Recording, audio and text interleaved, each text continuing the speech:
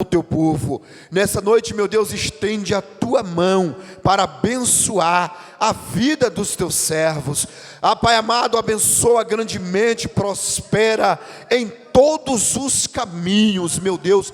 Cada um que tem ofertado, dizimado, socorre aqueles que não têm condição, para que venha, meu Deus, também poder contribuir na tua obra, para que possa viver uma vida digna, para que não passe, Pai, privações. Bem falou o profeta Davi dizendo: eu fui moço, hoje já sou velho, mas nunca vi um justo mendigar o pão, nem a sua descendência passar fome, pois o Senhor é o Deus, aleluia, que supre as necessidades daqueles que te servem fielmente. Meu Deus amado, não deixa faltar o trabalho, não deixa faltar o alimento na casa dos teus filhos, não deixa faltar, Senhor, saúde, para que todos, ó Pai, esteja bem. Providencia todas as coisas necessárias, ou até mais, para aqueles que estão aqui nessa noite, em nome de Jesus. Ó Deus, está o teu servo, será ministro da tua palavra. Usa ele, Pai, com poder, com entendimento, com autoridade do teu Espírito. Nós abrimos o nosso coração, abrimos o nosso ouvido para ouvir a tua palavra, e fala conosco, pois queremos te ouvir, em nome de Jesus. Comigo você diz amém. Graças a Deus.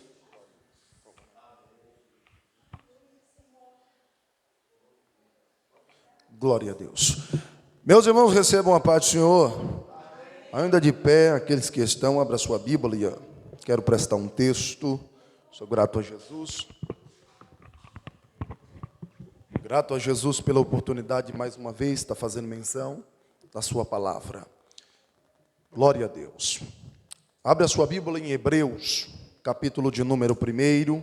Quero ministrar um texto ao nosso coração esta noite e sermos edificados pela palavra do Senhor Jesus. Vamos ler Hebreus, capítulo de número 1, versículo de número 1, 2 e 3. Diz assim o texto: havendo Deus outrora falado muitas vezes e de muitas maneiras aos pais pelos profetas, nestes últimos dias nos falou pelo seu Filho, a quem constituiu herdeiro de todas as coisas, pelo qual também ele fez o universo. Ele é o resplendor da glória, a expressão exata do seu ser, sustentando todas as coisas pela palavra do seu poder. Depois de ter feito a purificação dos pecados, assentou-se à destra da majestade nas alturas, tendo se tornado tão superior aos anjos quanto herdou mais excelente nome do que eles. Senhor, graça te dou pela oportunidade da tua palavra. Peço a direção e a inspiração do teu Espírito para nos conduzir nesta noite, em nome de Jesus Cristo. Pode se assentar, por favor. Sou grato a Jesus pela vida do presbítero Nailson. Me mandou mensagem na semana para que pudesse ministrar uma palavra de Deus. E por bondade de Deus, também estava ministrando ontem na igreja de um pastor amigo nosso, e foi uma bênção. E hoje nós estamos aqui para continuar sendo canais de bênção. Meus irmãos, esse texto bíblico do autor aos Hebreus que nós acabamos de ler, esse texto é algo interessante. Esses 4 versículos que nós acabamos de ler, e traz verdades fundamentais para nossas vidas. Olhando esta carta aos Hebreus, contendo 13 capítulos e 303 versículos, composto assim a totalidade da carta. O livro do Hebreus, ou a descrição de Hebreus, mostra a superioridade de Cristo mostrando que Jesus, ele é superior a tudo e a todos. É bem verdade que o autor aos Hebreus, ao descrever a suprema sublimidade de Cristo Jesus, ele diz que Jesus está acima dos anjos. A sublimidade de Cristo está acima dos arcanjos. A sublimidade de Cristo está acima dos querubins. Logo, todo acesso que temos em Cristo está acima de qualquer coisa ou qualquer natureza. Logo, nós temos essa sublimidade por meio de Cristo, o acesso diretamente a Deus. Logo, a sublimidade de Cristo excede qualquer anjo ou qualquer natureza angelical. Visto que só é a sublimidade de Cristo que nós temos acesso a Deus o Pai. Logo, ninguém vai ao Pai senão por meio de Cristo. Qualquer coisa de natureza que possa ser colocado compatível a de Cristo é pirata, clandestino, ilegal e pior, é diabólica. Porque Jesus é a sublimidade perfeita, e nele nós temos esta perfeição. Logo, nele nós temos o acesso aos céus. Olhando essa descrição, a sublimidade de Cristo está acima não apenas dos anjos angelicais, mas também está acima do maior patriarca de toda a Bíblia, por nome de Abraão. Jesus está acima do patriarca Abraão, pelo qual os judeus veneram. A sublimidade de Cristo está acima de Moisés como defensor, representante da lei. Jesus, a sua sublimidade está acima de Moisés. Mas é interessante que a sublimidade de Cristo também está acima dos patriarcas, tanto Abraão, quanto Isaac, quanto Jacó, como também José. A sublimidade de Cristo está acima também de Davi, pelo qual Deus olhou e disse que Davi era homem segundo o seu coração. Mas Davi não está acima de Jesus, oh glória. Qualquer coisa, objeto da natureza humana, jamais será compatível à natureza do nosso Jesus. Por quê? Porque Ele é santo, Ele é perfeito e Ele é justo.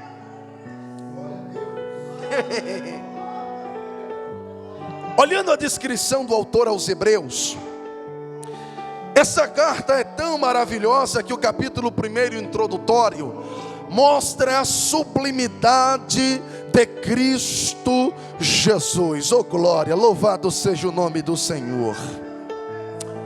Olhando ainda um pouco mais acerca desta carta ao autor aos Hebreus, é algo fantástico, porque a partir do capítulo de número 2, a partir dos versos de número 9, mostra também Jesus sendo coroado de honra, de glória e de poder. Logo, ninguém está compatível a esse Jesus. O capítulo de número 3 mostra a superioridade de Cristo, sendo Ele o sumo sacerdote que se compadece das nossas fraquezas. Olhando a descrição do capítulo de número 4, a partir dos versos de número 7, a Bíblia diz no Antigo Testamento que quando o povo ouvia a voz de Deus, ele se endurecia o seu coração. E por isso o capítulo de número 4, a partir de verso de número 7, ele chega a dizer: agora quando ouvir a voz do Senhor, não endureçais o vosso coração. Ele está dizendo, quando Deus estiver falando, não resista, não resista. Por quê? Porque Deus está falando.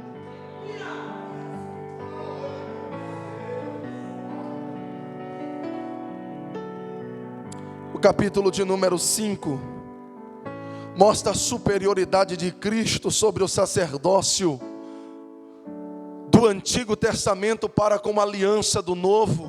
Logo, nós podemos destacar que a sublimidade de Cristo nos concedeu o direito da nova aliança. O capítulo de número 6 é algo interessante, porque o verso de número 18 diz que para mediante duas coisas que é impossível que Deus minta. A sublimidade de Cristo é impossível que Ele possa mentir. Se Jesus falou na sua vida, vai se cumprir. Mas se Ele não disse, foi pirata, clandestino, ilegal. Você foi apenas convencido.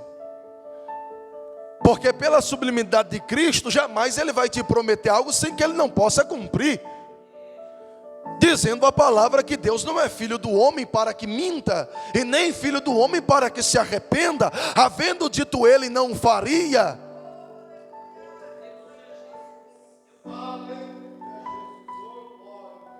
O capítulo de número 7, a sublimidade de Cristo está excedendo a do sacerdote Melquisedeque. Mas ainda é interessante, pois nós vamos discorrendo todos esses assuntos do autor aos Hebreus. Mas no capítulo de número 11, para discorrermos aqui acerca da carta, ele vai descrever a sublimidade de Cristo pelos heróis da fé, pelo que eles fizeram necessariamente por causa da fé. E é interessante que nessa sublimidade da fé, por meio de Cristo, ele vai dizer que Abraão ofertou pela fé. Mas antes de Abraão ofertar, ele diz que Isaac também ofertou pela fé. Mas antes de Isaac ofertar, ele diz que também Jacó ofertou pela fé. Oh glória! Ele diz também que a Raabe, a Meletriz, também ofertou pela fé. E ele começa a dizer sobre essa sublimidade da fé por meio de Cristo. Ele chega no capítulo de número 32, e ele chega a uma conclusão e dizer: meus irmãos, se eu fosse falar aqui, me faltaria tempo. A sublimidade da fé que temos em Cristo, se nós fôssemos parar para contar o que Ele fez, o que Ele está fazendo e o que Ele continuará, faltaria tempo para isso. Logo, o que nós teríamos aqui era pessoas repletas de testemunho para contar. Mas aí o autor aos Hebreus, ele é enfático em dizer assim: já que me falta tempo, deixa eu falar só um pouquinho de Gideão, de Baraque, de Sansão, de Jefité, de Davi, de Samuel e também dos profetas. Quando olhamos toda essa descrição do autor aos Hebreus, é interessante, pois não sabemos quem o escreveu. É bem verdade que quem escreveu o livro de Hebreus foi um pregador eloquente, alguém que teve muita maestria para dominar as escrituras de tal forma e apresentar Cristo de uma forma tão autêntica e tão coesa. Não sabemos quem escreveu, mas é por certo que foi escrito para o nosso ensino. Olhando a descrição bíblica, é interessante, pois, quando olhamos, por exemplo, alguns teólogos que vão defender acerca da carta aos Hebreus e quem foi o seu escritor. Por exemplo, quando nós olhamos esta carta aos Hebreus, que foi debatida pela igreja do primeiro século, nos primeiros concílios, eles chegaram a uma conclusão de entender que Martim Lutero, ele chega a defender na sua tese que quem escreveu esta carta aos Hebreus foi Apolo de Alexandria, por causa da eloquência da carta. Logo, ele chegou à conclusão de que Lutero diz que possivelmente teria sido o Apolo que a escreveu. Mas é interessante que, olhando ainda outro pregador renomado da época, chamado de Tertuliano, ele chegou a defender a tese de que quem escreveu essa carta aos Hebreus foi Barnabé. primo ou parente de João Marcos, que Barnabé andava nas viagens missionárias com o apóstolo Paulo. Mas ele chega a dizer que provavelmente deveria ter sido Barnabé. Mas olhando a descrição de Clemente de Alexandre, ele chega a descrever que provavelmente foi Paulo que a escreveu esta carta com grande maestria acerca de Jesus Cristo. Mas todos nós concordamos que esta carta foi escrita para um único objetivo: ensinar a igreja de Jesus Cristo. Ensinar, oh glória, que Deus havia falado de muitas maneiras. Oh glória, ensinar que Deus havia falado de muitas maneiras, e agora Deus tem falado por meio de Jesus. Oh glória, deixa eu liberar uma palavra para a tua vida e para a tua semana. Deus não apenas falou no Antigo Testamento, mas Ele continua falando por meio do seu Espírito, e nós estamos aqui para ouvir a sua voz. Nós estamos aqui para ouvir a sua voz. É interessante, pois quando nós olhamos essa expressão, quando o autor diz que Deus, Ele havia falado de muitas vezes, corroborando entre o livro do Gênesis até o livro de Malaquias, o último livro do Antigo Testamento. E entre Malaquias e Mateus houve um período interbíblico de 400 anos. E se você pegar a sua Bíblia, é bem provável que entre Malaquias e Mateus você vai ver que existe uma folha em branco. É uma folha que mostra o período interbíblico, o período em que Deus não falava. Deus não se comunicava com a terra. Deus não falava por meio de sonho, de revelação, de visões, de encantadores, de mágicos. Deus não se comunicava com ninguém, porque Deus queria falar agora por meio do seu Filho, pelo qual João diz no capítulo de número 1, versículo 14, que o Verbo se fez carne e habitou entre nós, e vimos a sua glória, como a glória do unigênito do Pai, cheio de graça e de verdade. João chega a dizer que Deus agora não vai falar por profeta. Ele decidiu descer e falar pessoalmente com o homem que se havia perdido. Porque Deus enviou os profetas, os homens rejeitaram. Oh glória, Deus enviou os pais, os homens rejeitaram. Mas a presença do Filho, Ele disse: eu vou descer e vou preparar um povo para a minha glória. E é por isso que João escreve no capítulo 16, verso 18: eu edificarei a minha igreja, e as portas do inferno não prevalecerão contra ela. Por quê? Porque a igreja não depende dos recursos humanos, a igreja não depende da terra, mas a igreja depende de Jesus. Você depende dele, nós dependemos dele. Oh glórias, maravilhoso Deus, poderoso é o Senhor.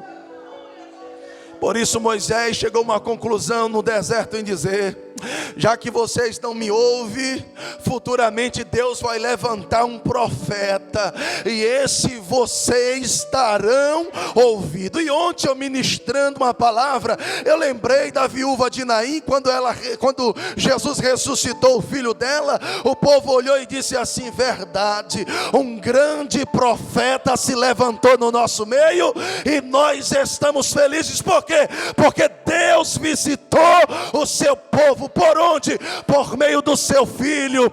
Deus visitou o seu povo por meio do seu Filho Jesus. E isso é muito interessante, porque quando nós olhamos essa expressão é algo fantástico, porque o texto nos apresenta: Deus falou por muitas vezes. Isso fala da insistência de Deus para com o homem. Deus insistiu em falar muitas vezes e de muitas maneiras para resgatar o homem. E olhando essas expressões à luz da Bíblia, pelo menos o Antigo Testamento mostra mais de 2000 vezes Deus falando, e a expressão da palavra assim diz o Senhor, oh glória, aparece aproximadamente 272 vezes, indicando a voz do Senhor relatada por meio dos profetas, eles dizendo: assim diz o Senhor, é assim diz o Senhor. Quando Deus falava assim diz o Senhor, põe a tua casa em ordem, assim diz o Senhor, se conserta, assim diz o Senhor, se endireita, assim diz o Senhor. Deus insistia de muitas vezes com os profetas e pelos pais falando acerca do homem. Mas é interessante, porque eu cheguei a uma conclusão objetiva. Deus tendo falado de várias formas, ou Deus tendo falado de várias vezes, e aqui vai umas formas de como Deus falou com este homem. No Gênesis capítulo 22, verso 15, Deus falou com Abraão com uma voz de bradejante. Deus bradou dos céus por meio de um trovão e falou com o patriarca Abraão. E olhando essa descrição da voz de Deus como a voz de trovão, para os judeus, nitidamente a voz de Deus é como a voz do trovão.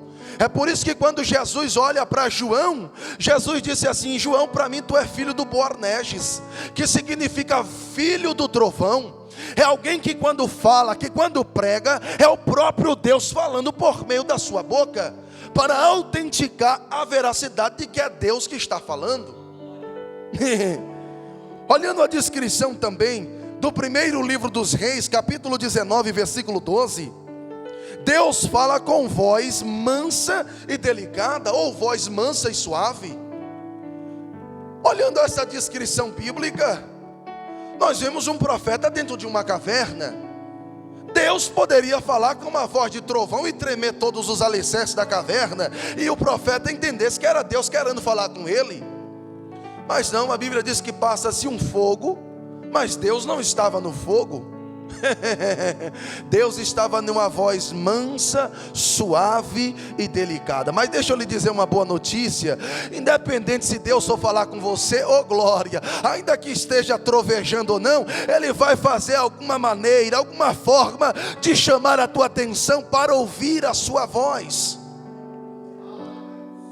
Nem que Deus tenha que usar um andarilho na rua para chamar a tua atenção, Ele vai usar. Olhando a descrição do capítulo de número 37 de Jó, verso de número 5, Deus falou do meio de um trovão. Jó passando no processo da vida, e Deus resolve dar um basta nos questionamentos do patriarca Jó. Já não bastasse tanta aflição que ele estava passando, pior ainda era o silêncio de Deus. Mas é interessante que Deus resolve falar com Jó de um meio de um redemoinho. Eita, você já viu um redemoinho? Você já viu um tornado? Eita, Jesus maravilhoso. Era que como se um redemoinho estivesse passando no processo de Jó, e Deus estivesse lá dentro falando com ele.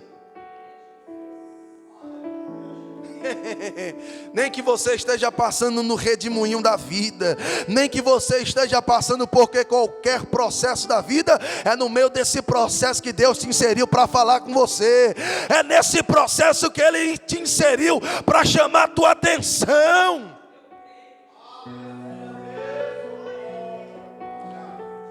Aí olhando a descrição do Salmo de número 2, versículo de número 4, Deus fala zombando. Um Deus que fala zombando. Deus olha para o ímpio e começa a falar zombando deles.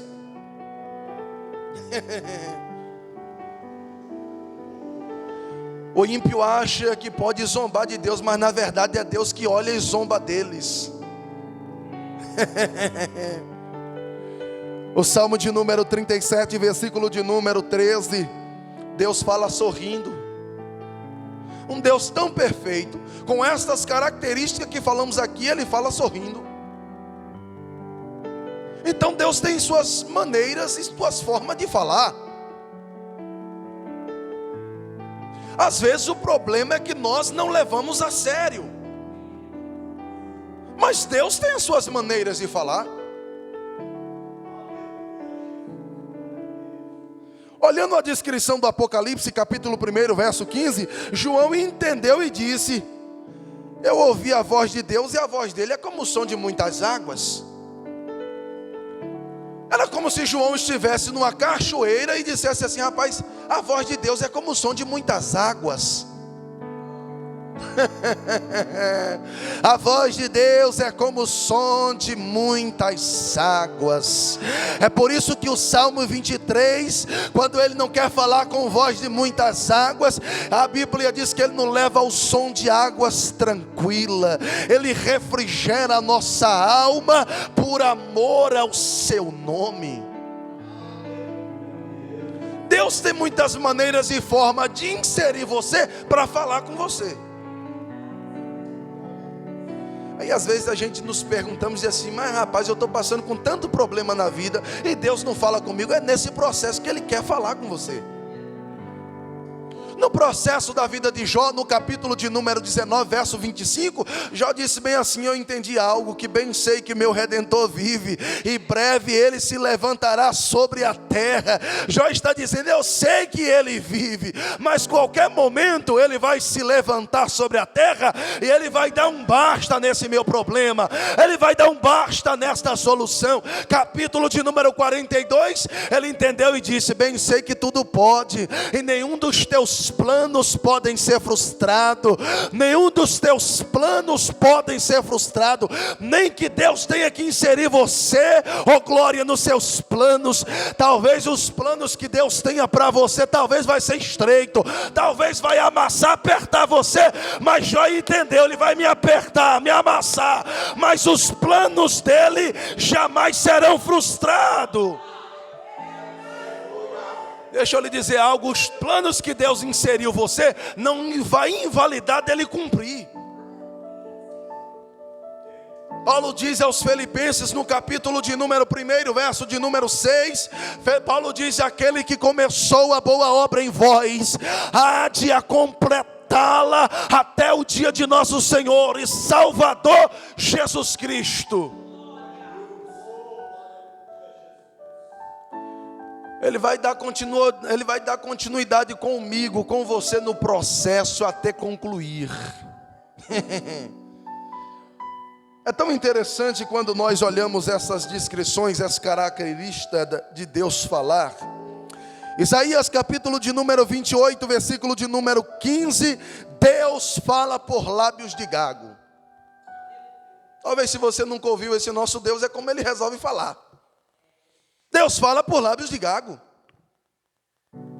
Além dele falar por lábios de Gago, ele nos dá a interpretação do que o Gago está dizendo. Esse Deus, ele é tremendo, aleluia, louvado seja o seu nome. Olhando a descrição da Bíblia Revista Corrigida, vai dizer que Deus fala por lábios de estrangeiro. A Bíblia Revista Atualizada fala que Deus fala por lábios gaguejantemente. A Bíblia da Tradução de Jerusalém vai dizer que Deus fala gaguejantemente por meios de gagos. Mas Deus tem as suas maneiras de falar. É bem provável que se Deus usar um gago para falar a teu respeito ou te entregar água, é mais fácil você sorrir e perder a oportunidade de ouvir Deus falar. Sim ou não? É capaz nos dias de hoje a pessoa nem dar crédito, nem levar a sério, começar a sorrir, zombar. Mas Deus fala por lábios de gagos, é a Bíblia que está dizendo, não sou eu. Só estou apenas traduzindo para você o que Deus diz. E aí é interessante, porque Oséias capítulo de número 11, versículo de número 10, Deus fala de um bramido, de um forte bramido leão. Por isso nós entendemos a descrição do Daniel na caverna com os leões. Toda Toda vez que o leão se levantava para rugir contra Daniel, era Deus falando por meio do leão. Deus tem as suas formas de falar com o homem. Olhando a descrição de Zacarias, capítulo de número 10, versículo de número 8, Deus fala assobiando. Um Deus que você está passando na rua e você ouve um assovio e entende que é Ele que está falando. E de vez em quando eu me pego me passando, aparece um zunido no meu ouvido assim, eu digo assim, eu acho que é Deus querendo falar comigo. Deus fala assobiando e a gente nem percebe. Então eu estou te apresentando umas características de como Deus tenta falar com a gente e a gente passa desapercebido. Um Deus que está nos céus e vê um homem tão pequenino e imperfeito na terra e resolve falar com ele assobiando.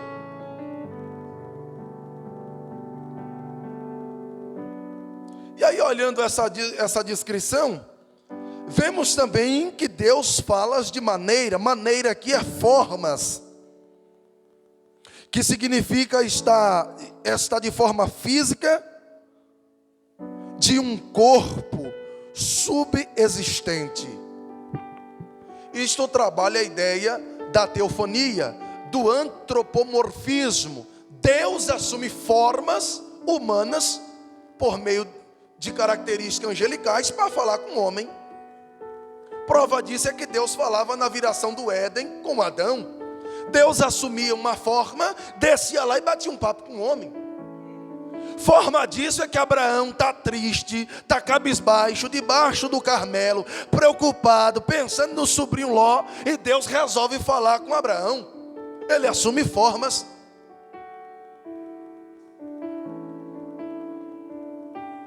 Deus assume tantas formas que quando é lançado Sadraque, Mesaque e Abednego na fornalha de fogo, ele estava lá, assumindo formas. Assumindo forma na sua essência. Isaías no capítulo de número 6, Isaías contempla o Senhor assentado no alto e sublime trono. Deus assumindo forma. Apocalipse capítulo de número 1, versículo de número 11, 12, 13, 14, 15, 16, 17 e 18, João diz que quando ele olhou, diz que ele viu um resplendor de uma glória, como a glória do Filho do Homem. João olhou os seus cabelos, diz que o seu cabelo era mais branco do que a neve, diz que o seu rosto brilhava mais do que o sol, da sua boca saía uma espada aguda. João chega a dizer que quando ele dá uma olhada nas vestes do que estava sentado no trono, as suas vestes eram brancas. João desce mais um pouco, João olha e diz que os seus olhos é como chama de fogo. Olhando mais um pouco, João começa a ver o que estava escrito no manto da sua coxa, aonde estava escrito Rei dos Reis e Senhor dos Senhores. João desce mais um pouco e viu os pés do Senhor como se fosse um latão passado na fornalha. Então estas são as formas que Deus assume. Mas o texto que nós lemos agora, Deus não assumiu mais forma teofânica. Paulo escreve aos Filipenses que ele assumiu a forma de homem. E assumindo a forma de homem, ele teve que esvaziar da sua glória para isso. E isso é tão maravilhoso, pois quando nós olhamos essa descrição à luz da Bíblia, que Deus vai assumindo estas formas, caracteriza-se também como também objetos, atribuindo a eles a chamada da palavra de presopopeia, é dar vida a seres inanimados, é a forma que Deus se relaciona com o homem. O que é a presopopeia? É apresentar formas a seres inanimados. Como isso acontece? Atribuir a Jesus e dizer, para mim ele é a luz do mundo. Por quê? Porque ele ilumina o homem em treva. Não apenas o homem em treva, mas ilumina toda a humanidade. Por que a questão da presopopeia? Atribuindo a Jesus como algo sublime.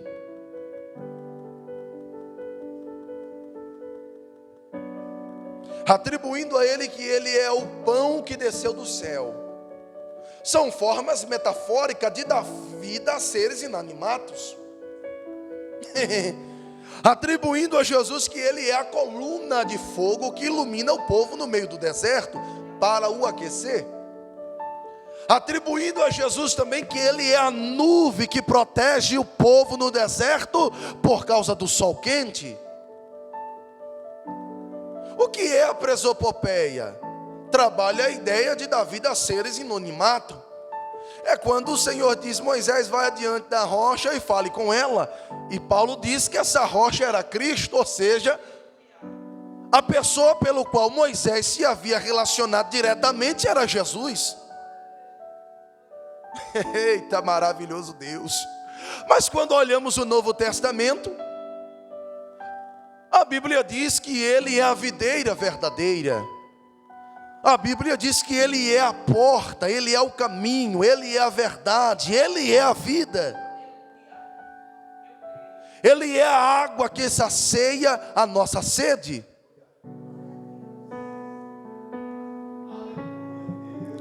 Por isso nós atribuímos a Jesus, quando o texto diz que Deus assumiu formas para falar com o homem. E quando ele assume forma e fala dessas maneiras, caracterizado pelo qual falamos e ouvimos aqui, agora Deus vai falar por meio dos profetas. Deus fala com os profetas, depois dos profetas Deus fala aos pais, pelos profetas. E há algo interessante, é que agora o texto nos diz que nos últimos dias Deus falou por meio do seu Filho. Deus falar por meio do seu Filho é ele assumir uma natureza humana, não a mesma natureza compatível à natureza humana, porque a natureza humana é pecaminosa, mas um corpo que foi projetado para a habitação de Cristo, que foi feito na eternidade.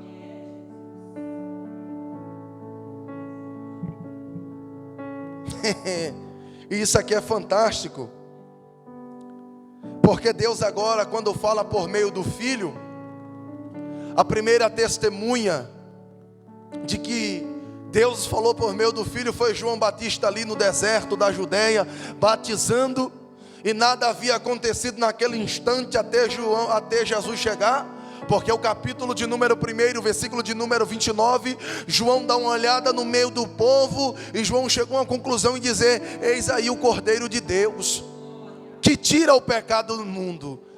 Quando João diz estas palavras, ninguém entendeu. Ninguém entendeu. E quando Jesus foi batizado por João o Batista, logo ele foi para o deserto cheio do Espírito Santo.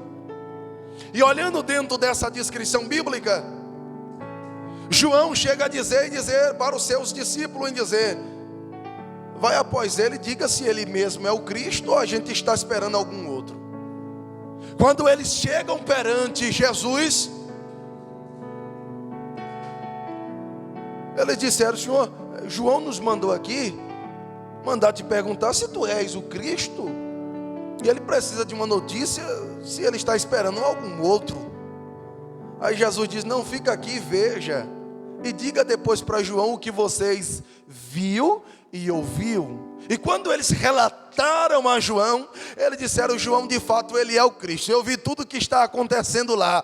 Cego passou a ver, oh glória, mudo passou a falar, coxo passou a caminhar, e até as pessoas que estavam endemoniadas foi liberta, mas já estão anunciando as palavras e as boas novas de Jesus. Era ele dizendo: João, o povo já está dando testemunha aí a respeito de Jesus, de fato ele é o Messias. Por isso o Evangelho de Lucas, no capítulo 19, versículo 10, a Bíblia diz que Jesus veio salvar um povo que se havia perdido. E olhando a descrição desse texto, o texto diz que agora Deus vai falar por meio do seu Filho. E é bem verdade que o Evangelho de Marcos, capítulo 1, versículo de número 1, Marcos diz que ele escreve o princípio do Evangelho, o Filho de Deus. Marcos diz: meus irmãos, deixa eu escrever um pouquinho aqui, não é de qualquer pessoa não, eu estou escrevendo sobre o Filho de Deus. E aí João escreve no capítulo de número 20, versículo de número 30 e o 31, João diz que na verdade Jesus fez muitos outros milagres na presença dos seus discípulos, que não estão escritos neste livro. Estes porém foram escritos para que creais que Jesus é o Filho de Deus, e crendo nele tenha vida em seu nome.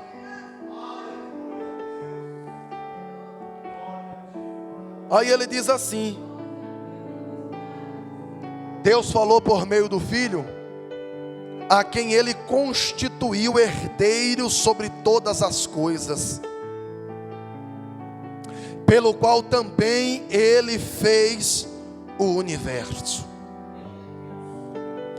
E quando nós olhamos a descrição desse texto, visto que o horário já se foi, ele diz assim: o Filho de Deus, ele construiu o universo.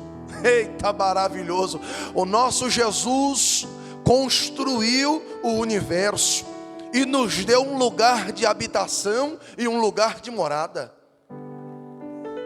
Isso é tão maravilhoso que o capítulo de número 1 de João, versículo 3, João diz agora que Deus fez todas estas coisas por meio do Filho.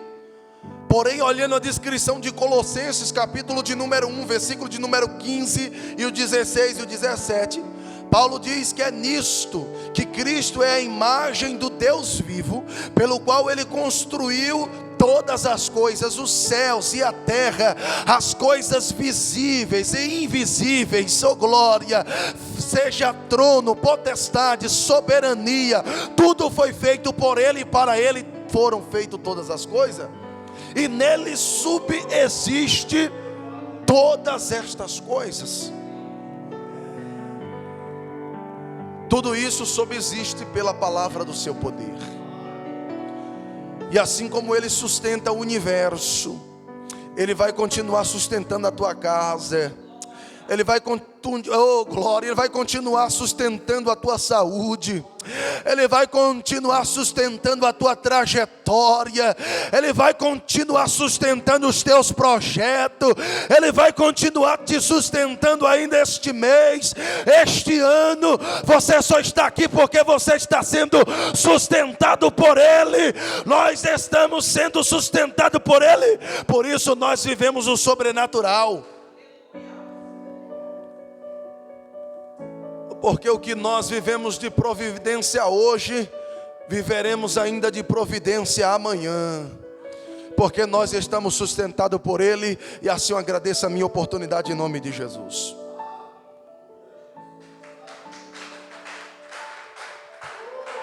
Glórias a Deus. Quando você se levantar amanhã, já fique atento.